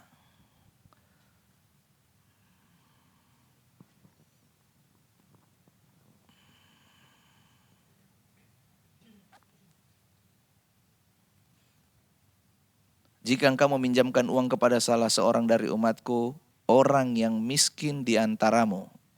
Kita baca sama-sama, maka janganlah. 1, 2, 3. Maka janganlah engkau berlaku sebagai seorang penagih hutang terhadap dia. Janganlah kamu bebankan bunga uang kepadanya. Jadi apa yang orang yang memberikan pinjaman harus juga mewujudkan kasih Tuhan. Jangan diberikan bunga yang berlebihan. Terus waktu kita mau memberikan pinjaman, siapa tadi yang bicara? Kita itu harus mempertimbangkan kemampuan kita. Terus kita lihat, kan orang yang datang meminjam itu selalu orang yang kita kenal, betul tidak? Ya, kita sudah tahu. Paling tidak dari cerita orang, kayaknya orang ini kalau meminjam, saya sudah dengar ceritanya itu tidak pernah kembali. Jadi kita punya hikmat Tuhan untuk kita mempertimbangkan kemampuan kita. Nah, kalau saya ucapkan ini, jangan terlalu mudah memberikan pinjaman. Kesannya bukan saya melarang, tapi maksudnya gini, waktu kita mau menolong, kita mengetahui bagaimana keadaanmu sekarang. Misalnya nih, sekarang ini lagi butuh, mau biaya kuliah, mau ini untuk pekerjaan yang bekerja. Oh, saya lagi ada orderan ke depan untuk ini. Keadaannya sekarang kita lebih tahu, masing-masing kita lebih tahu. Dan kita tahu batas kemampuan kita. Pertimbangkan dengan baik batas kemampuannya kita, pertimbangkan, pikirkan kira-kira orang yang datang untuk meminta bantuan kita, kira-kira dia sanggup nggak ini? Atau ada cerita-cerita yang kita sudah pernah dengar. Nah, satu kali, jika ini kalau misalnya orang datang meminjam itu, ternyata dia seorang yang kita hormati. Contoh, dia seorang pendeta ini. Wah, dia pinjam tapi dalam jumlah yang besar. Tidak ada yang salah dengan hal itu, karena itu kita buat sebuah perjanjian hitam di atas putih. Karena ini orang yang kita hormati. Ya, jadi dan yang apa yang mungkin kita sungkan, dan di situ ada perjanjian yang tertulis. Ada perjanjiannya di situ. Ya, saya pernah melihat hal itu, karena tidak ada yang seperti itu, ya akhirnya ribut di belakang. Gak ada yang salah dengan hal itu. Karena kita waktu memberi pinjaman kita juga mengetahui, oh kalau kita memberi ini kita harus memberi dengan suka cita, suka rela. Jangan sampai di belakangnya nanti terjadi keributan.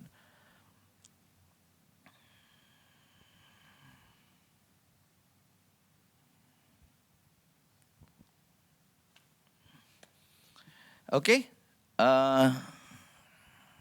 Nah dari pembacaan ini, waktu teman-teman baca, selain tadi yang saya tanyakan tentang bolehkah orang Kristen berhutang, terus Roma 13 ayat yang ke-8, ada waktu teman-teman baca ini, semua sudah baca ya? Ada tidak satu bagian yang teman-teman dapat sebagai rema, waktu saya baca ini saya diberkati di ayatnya yang kesekian. Silakan. Dari saya Kak. Mantap. Kalau dari Filipi 4 ini Kak yang saya dapat lebih ke melatih diri.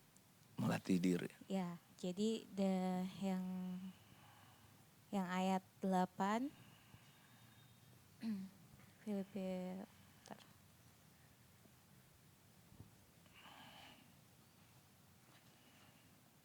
yang ayat 8, jadi akhirnya saudara-saudara semua yang benar, semua yang mulia, semua yang adil, semua yang suci, semua yang manis, semua yang sedap didengar, semua yang disebut kebajikan dan patut dipuji, pikirkanlah semuanya itu.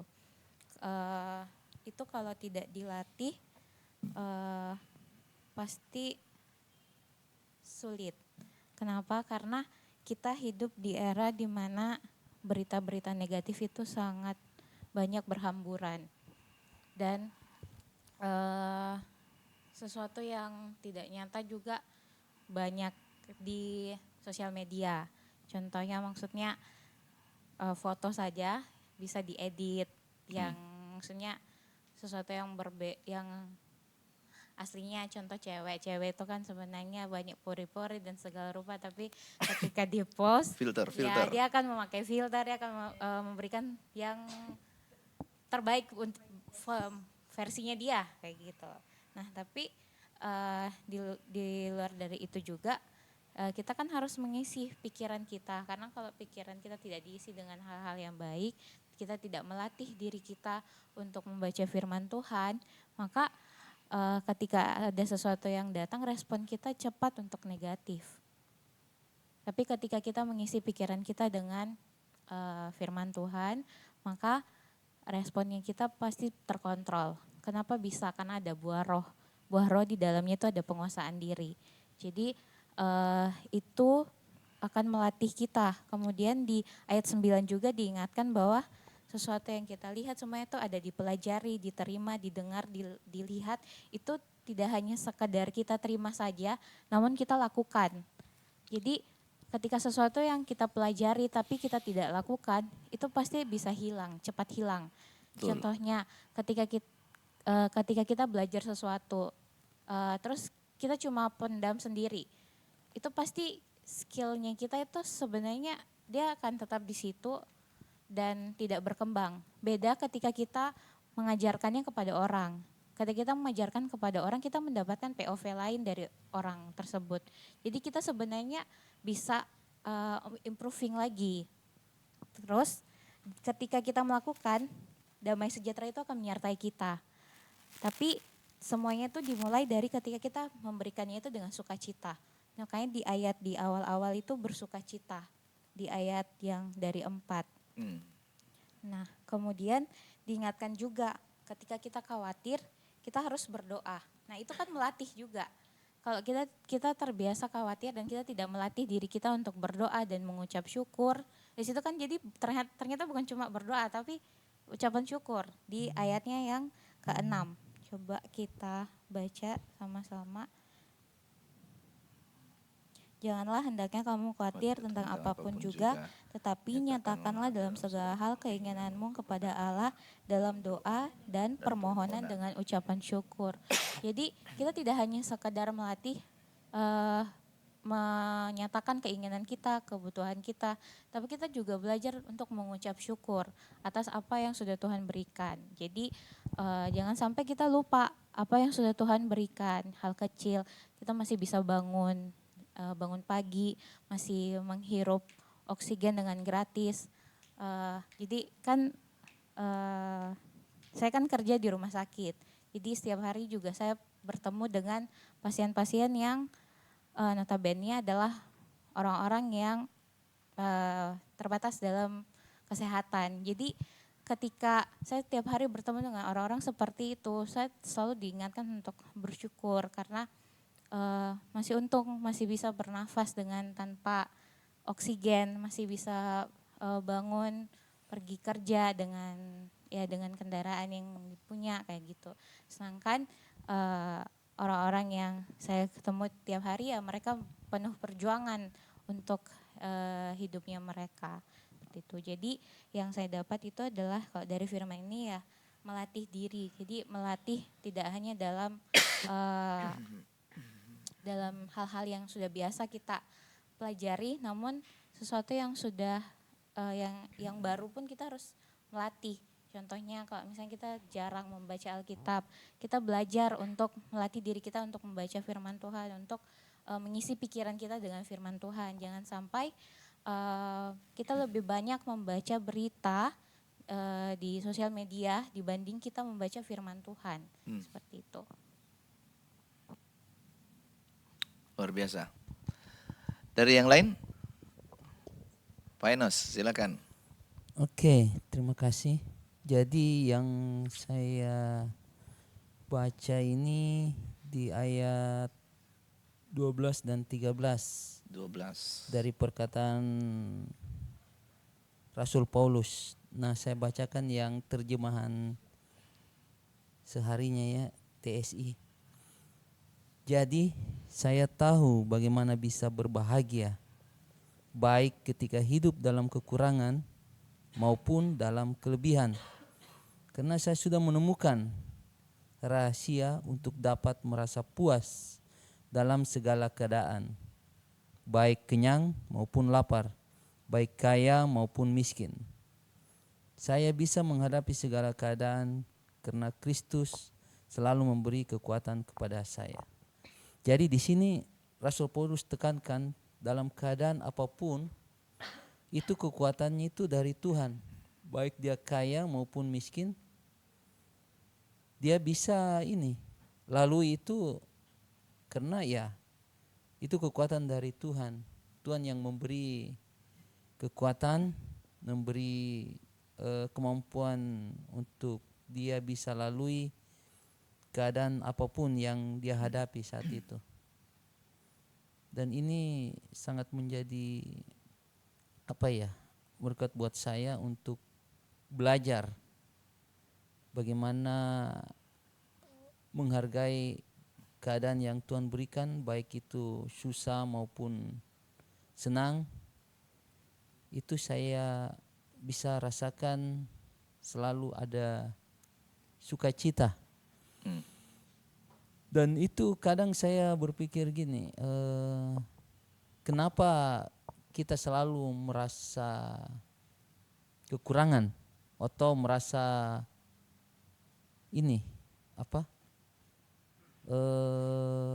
ada yang kurang dalam hidup kita? Ya karena kita selalu melihat yang di atas kita. Kita tidak pernah melihat orang yang di bawah kita, yang lebih susah dari kita. Itu kadang yang membuat kita cenderung selalu berpikir, wah saya udah susah nih, udah ini. Tapi kalau kita belajar untuk selalu melihat orang yang lebih susah dari kita, saya rasa kita bisa selalu mengucap syukur untuk apa yang kita peroleh, apa yang Tuhan berikan dalam hidup kita. Itu aja. Luar biasa. Silakan yang lain. Kalau saya Pastor, Ya. mungkin dari ayat yang ke-19, Allahku akan memenuhi segala keperluanmu menurut kekayaan dan kemuliaannya dalam Kristus Yesus. Kalau kita berbicara tentang berkat, pasti yang ada di pikirannya kita itu keuangan, finansial, kekayaan, dan jabatan. Tetapi di sini kita diajarkan bahwa ternyata berkat yang Tuhan berikan buat kita tuh bukan hanya sekedar itu, tetapi lebih daripada itu, kesehatan, orang-orang yang kita sayangi masih ada di sekelilingnya kita, komunitas kita yang baik-baik, kemudian kita masih bisa bernafas, kita masih bisa pulang kerja on time, seperti itu. Dan stop comparing kita punya kehidupan dengan orang lain, karena kalau misalnya kita terus melihat kehidupannya orang lain, maka kehidupannya kita tidak pernah cukup. Dan akan selalu ada saja yang kurang. Jadi kalau misalnya kita hidupnya seperti itu, berkat yang Tuhan berikan buat kita itu tidak akan pernah cukup. Jadi bagaimana caranya supaya berkat yang Tuhan berikan kepada kehidupan kita cukup? Jangan, kita tidak perlu lihat orang-orang yang ada di sekelilingnya kita. Cukup saja kita lihat kita punya kehidupan yang mungkin 1 tahun yang lalu, 5 tahun yang lalu. Mungkin kemarin kita masih susah cari pekerjaan, tetapi puji Tuhan sekarang kita sudah bisa dapat kerja. Mungkin 2 tahun yang lalu kita masih hidupnya masih sama orang tua, tetapi puji Tuhan sekarang walaupun ngekos, tapi saya sudah bisa hidup sendiri. Jadi tidak perlu kita comparing, kita punya kehidupan untuk merasa bersyukur lihat orang-orang yang di sekeliling kita atau mungkin orang-orang yang di bawah kita, tapi cukup kita compare dengan dirinya kita sendiri bagaimana berkat Tuhan itu sudah kita rasakan sejauh ini dan perubahan-perubahan yang kita rasakan yang Tuhan sudah berikan. Dan juga kalau menurut saya bagaimana caranya supaya kehidupan kita itu porosnya ada di Tuhan, karena di sini Paulus itu dia merasa bahwa menyampaikan bahwa Tuhan itu adalah sumber penghiburan, dia sumber kekuatan dan dia sumber sukacita. Jadi kita juga harus belajar bagaimana Tuhan itu menjadi poros kehidupan kita supaya kita merasa selalu cukup, dan bahwa kalau ketika kita mengingat Tuhan, Tuhan itu menjadi penghiburan bagi kita. Mungkin itu saja dari saya, terima kasih. Luar biasa.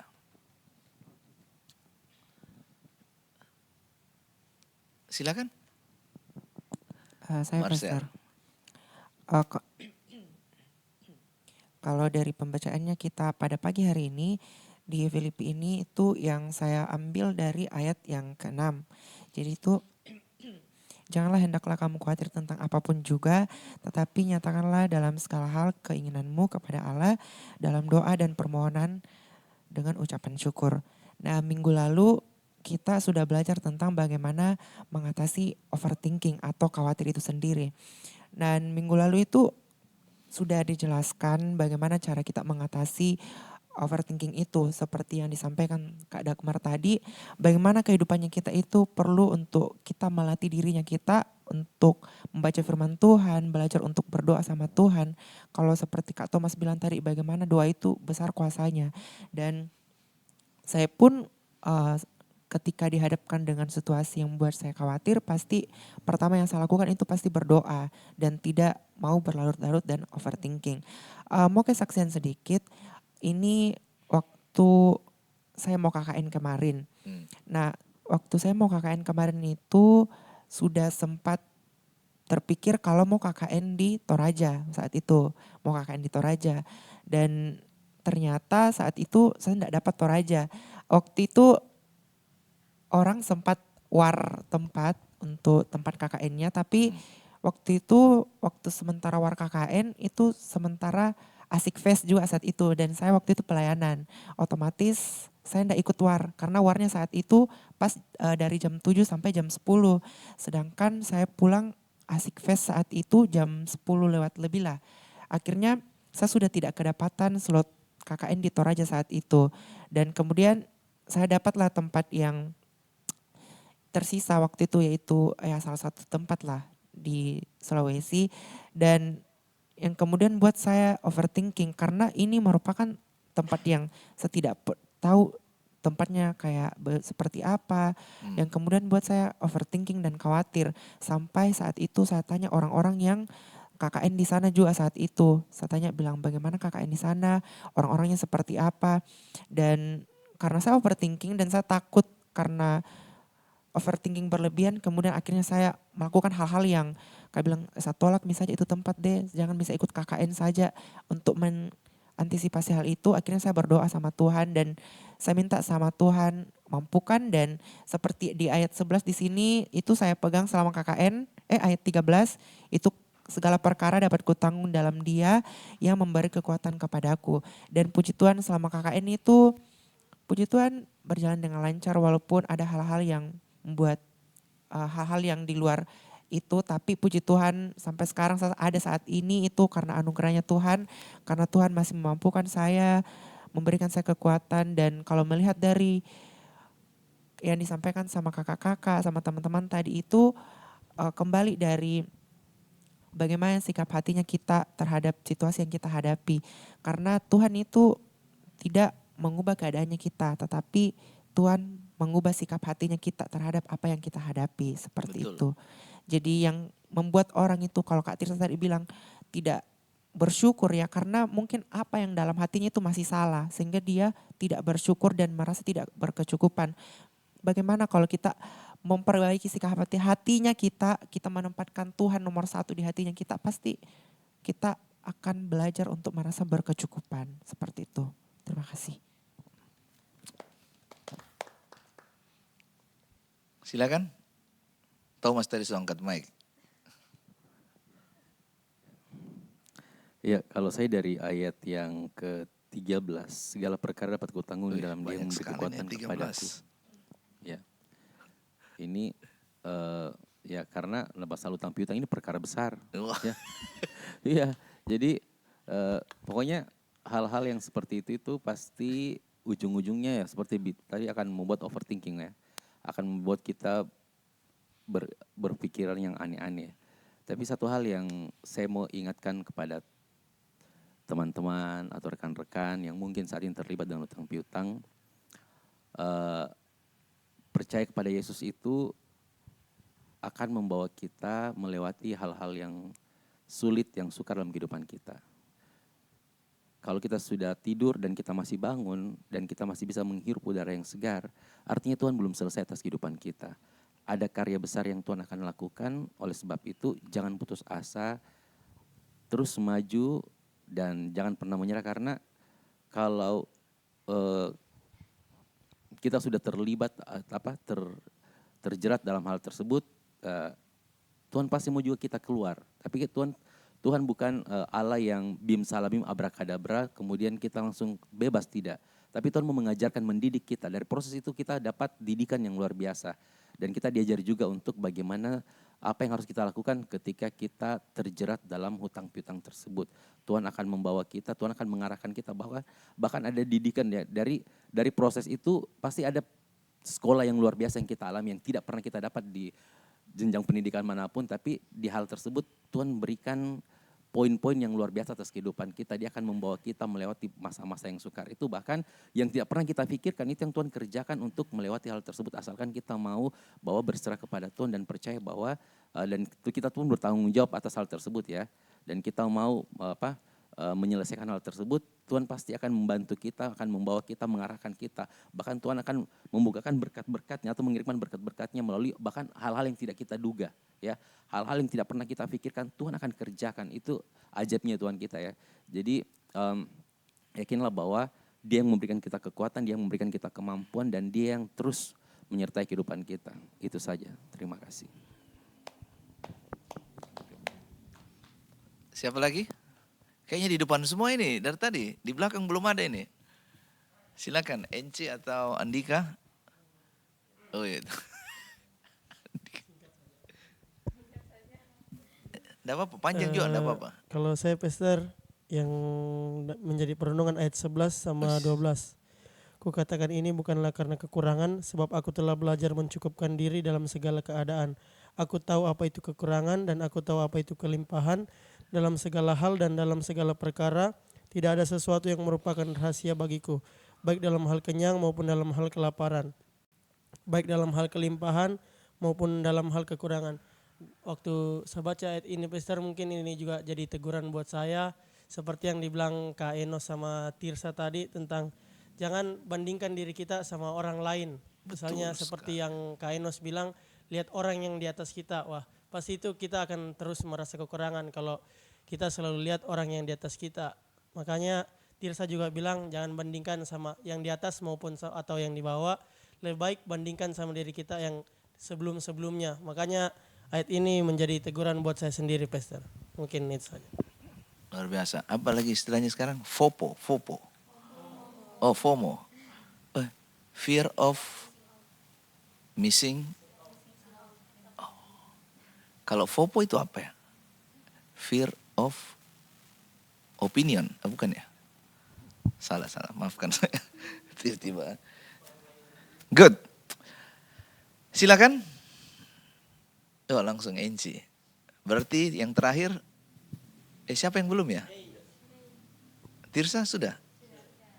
Berarti yang terakhir nanti closing.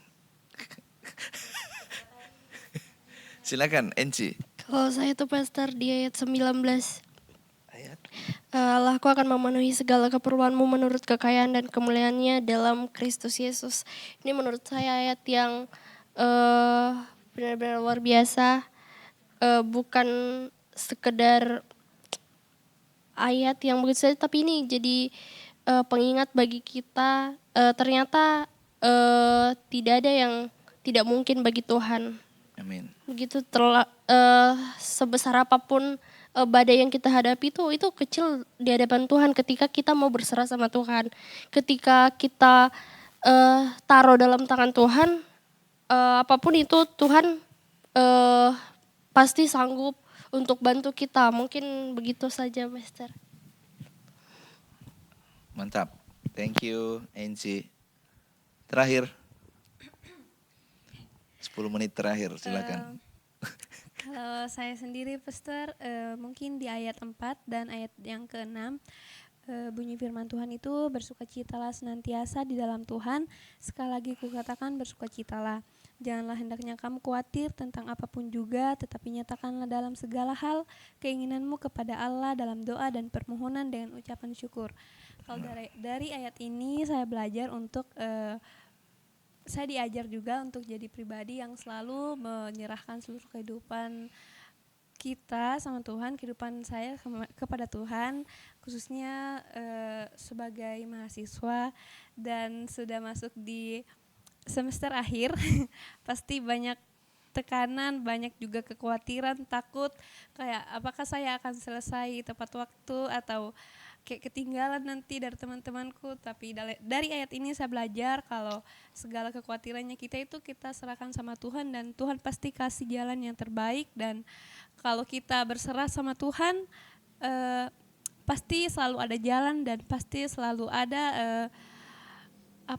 jalan keluar dari setiap hal yang ada di depan mata kita, dari setiap tantangan yang ada di depan kita. Begitu, Pastor. Terima kasih. Thank you. Jadi terima kasih untuk semua teman-teman. Masih ada yang mau menambahkan? Kiro? Siap. Jadi supaya kita tidak terjerat dengan hutang piutang, kita sampai terjerat ke situ, kita harus belajar tadi mencukupkan diri. Ya, tadi banyak ya yang pakai ayat 13 ini sebagai ayat yang dipakai untuk perenungan. Jadi saya juga waktu membaca ayat ini saya belajar kembali dan saya menemukan ayat 13 itu ini. What we do come from where we are. Saya ulang sekali lagi. What we do comes from where we are. Apa yang kita lakukan itu sebenarnya muncul dari mana kita berasal. Nah, Paulus ini, saya kembali lagi ya, segala perkara dapat kutanggung di dalam Dia yang memberikan kekuatan kepadaku. Tadi siapa yang bilang itu ya? Bahwa Paulus sadar Tuhan tidak berjanji untuk mengubah keadaannya. Dia masih di penjara, Marcel ya. Dia masih di penjara. Dia tidak sibuk memberitahu orang atau mencari bantuan. Dia dikasih persembahan. Enggak ditahu jumlahnya bagaimana, tapi Paulus orang yang tahu berterima kasih. Waktu dia di dalam penjara, dia ngajak orang di luar penjara untuk bersuka cita. Kenapa Paulus bisa berkata segala perkara dapat kutanggung di dalam dia? Karena Paulus tahu ini, segala perkara itu what we do. Dapat kutanggung di dalam dia. Di dalam dia itu where we are, di mana kita berada. Waktu kita ada di dalam Tuhan, ada di dalam Kristus, maka itu yang akan memberikan kita kekuatan. Kekuatan apa? Yang muncul dari dalam. Coba kalau kita berdoa, terus keadaan tidak berubah. Kita masih mengucap syukur? Karena yang kita pentingkan itu keadaan yang di luar, situasi yang berubah. Padahal Tuhan selalu berurusan yang pertama di hati kita. What we do comes from where we are. Jadi kalau kita ada di dalam Kristus, kita bangun hubungan dalam doa dan permohonan dengan ucapan syukur. Kenapa ada kata dengan ucapan syukur di akhir? Supaya waktu list permohonan kita tidak terjawab sesuai dengan keinginan kita tetap belajar bersyukur. Kan kalau dibilang Paulus membedakan doa dan permohonan. Berarti doa itu bukan isinya hanya permohonan. List. Nggak ada yang salah karena Tuhan bilang mintalah. Tapi ada doa, ada permohonan dengan ucapan syukur. Saya ulang sekali lagi. Jadi banyak yang pakai ayat yang ke-13 ini dalam perenungannya. Tapi ayat yang ke-13 ini Paulus sedang menyampaikan ini. What we do comes from where we are. Segala perkara, misalnya kita menghadapi masalah, terlibat di dalam hutang, sudah terlanjur terlibat di dalam hutang. Tapi kita harus tahu, untuk kita mau keadaan itu berubah, Tuhan bukan ubah yang di luar dulu, tiba-tiba jatuh dari langit, pung, uang untuk menyelesaikan. Buktinya tadi, ada kesaksian dari Thomas. Waktu dia mengalami tekanan, yang muncul apa? Kreativitas. Ide, bagaimana caranya saya harus berbuat ini, apa yang saya harus lakukan. Karena Tuhan kita itu dia kreator, dia pencipta. Jadi kalau kita punya kreativitas itu hal yang tidak bukan hal yang kenapa dia bisa punya ide seperti itu, kenapa dia bisa punya jalan keluar seperti itu. Karena Tuhan kita itu Tuhan pencipta, dia kreator. Kalau kita punya kreativitas berarti kita ini ada di dalam dia. Oke, saya rasa cukup sampai di sini. Saya berharap kita semua, ya seperti yang tadi Dagmar sudah sampaikan. Kadang orang tidak rencana berhutang, tapi dia terjerat karena kemudahan. Dan sadar atau enggak sih? Kita buka apa saja itu selalu ada advertising. Dan semua iklannya itu selalu pinjaman online, mudah, tanpa apa begitu. Pokoknya semua begitu. Sadar nggak sih? Semua itu yang buka YouTube apa gitu. Kita buka saja pasti ada. Saya nggak di endorse ya, jadi kita buka kita. Membawa kita kepada budaya konsumerisme. Nggak ada kepingin beli ini, tapi tiba-tiba lihat, kayaknya enak ini pizza yang digoreng ya. Tiba-tiba keluar pergi beli. Saya ya. Padahal sudah malam ini. Jadi ini, kita ini dibawa pada budaya konsumerisme. Semua yang kita punya itu di gadget nih kita pasti muncul apa? Advertisingnya, iklannya semua yang online ya, yang memudahkan kita. Nggak sadar, kayaknya ini gampang. Jadi ada itu, kalau nomor HP kamu sudah dipakai lebih dari 10 tahun, kamu bisa dapat pinjaman sebesar sekian. Jadi ya paling tidak ada yang seperti itu ya. Jadi kita harus benar-benar bertumbuh, berakar di dalam Tuhan. Kita pakai hikmat yang Tuhan berikan kepada kita. Kita belajar mencukupkan diri. Tadi sampai yang bilang ini, kalau cukup itu bukan hanya perkataan, tapi hasil dari proses penguasaan diri. Dagmar ya, dia sudah lupa apa saya bilang tadi.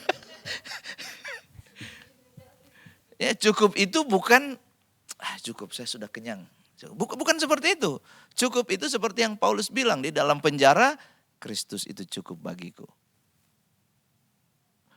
Dia sedang kesusahan, Kristus itu cukup bagiku. Jadi tidak salah itu kalau di Mazmur 23 ayat yang pertama, Tuhan adalah gembalaku, takkan kekurangan aku. Dalam terjemahan lain, itu cukup bagiku. Ya, what we do comes from where we are. Kalau kita berbuat dosa, berbuat salah, saya yakin itu bukan datang dari hubungan intim dengan Tuhan. Itu datang dari kedagingannya kita. Tapi waktu kita memunculkan buah roh, perbuatan baik, kita memberikan pinjaman kepada orang terus kita tahu, oh ini dia membutuhkan. Oke, gak apa-apa, saya berikan kamu jumlahnya. Mungkin tidak seperti yang kamu butuhkan, tapi saya tidak menuntut untuk dikembalikan. Ini pemberian saya.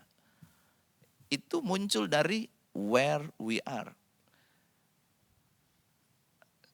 Apa tadi? Segala perkara dapat kutanggung di dalam Dia. Bukan di dalam sini. Bukan di dalam pikiran kita. Oh ini orangnya begini-begini. Ya memang kita mempertimbangkan. Tapi kita tahu ada hikmat yang lebih tinggi, yaitu Roh Kudus yang ada di dalam kita. Mencukupkan diri bukan soal materi, tetapi itu masalah mendisiplinkan diri. Nggak percaya? Coba tanya kalau makan di Ground Pro. Mencukupkan diri itu bukan masalah materi atau yang lain-lain, tapi itu mendisiplinkan diri. Nah ini kita dalam konteks hutang piutang ya. Ya kalau sekalipun kita sudah punya gaji 1 bulan 10 M, bisa nggak kita berkata cukup? Cukup dalam artian begini, oke, ini cukup untuk saya dan saya mau membantu orang lain. Wah enggak, ini semua untuk saya. Ini kan pekerjaan saya.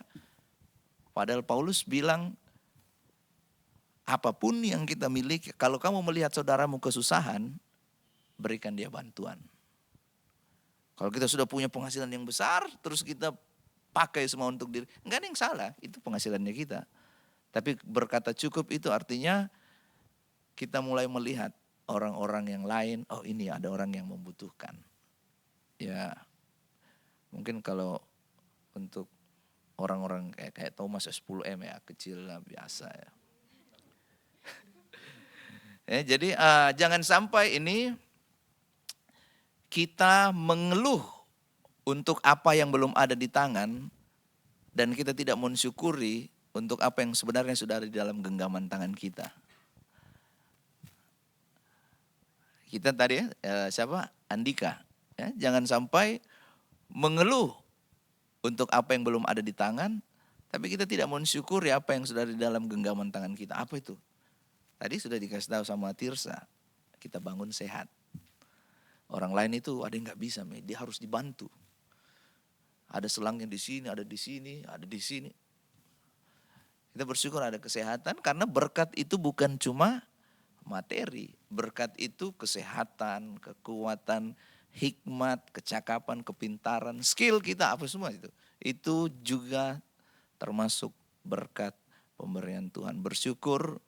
Saya pernah khotbah di sini tentang kebiasaan bersyukur dan bersungut.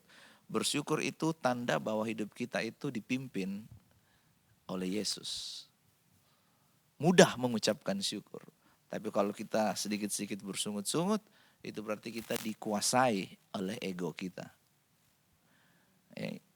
Kalau Yesus itu, dia mengajarkan kepada kita, belajarlah kepadaku sebab aku lemah lembut dan rendah hati. Oke, saya rasa cukup. Mari kita tundukkan kepala dan kita berdoa. Tuhan, kami mengucap syukur untuk sharing yang sudah kami sama-sama belajar melalui firman Tuhan. Biar kiranya firman Tuhan ini tertanam di dalam hati kami, berbuah melalui perkataan, perbuatan, sikap hidup, perilaku kami. Dimanapun kami berada, kiranya kami mencerminkan Kristus melalui kehidupan kami.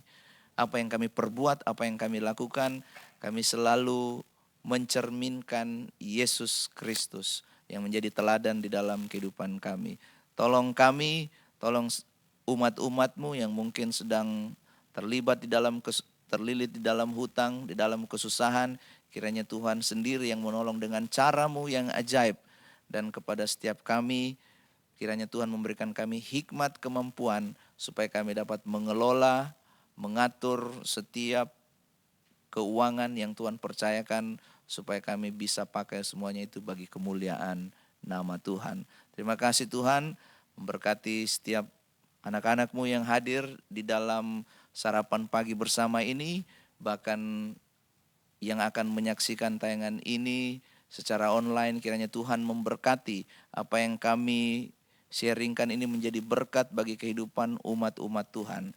Terima kasih Tuhan, kami mengucap syukur dalam nama Tuhan Yesus Kristus. Haleluya. Amin. Selamat pagi.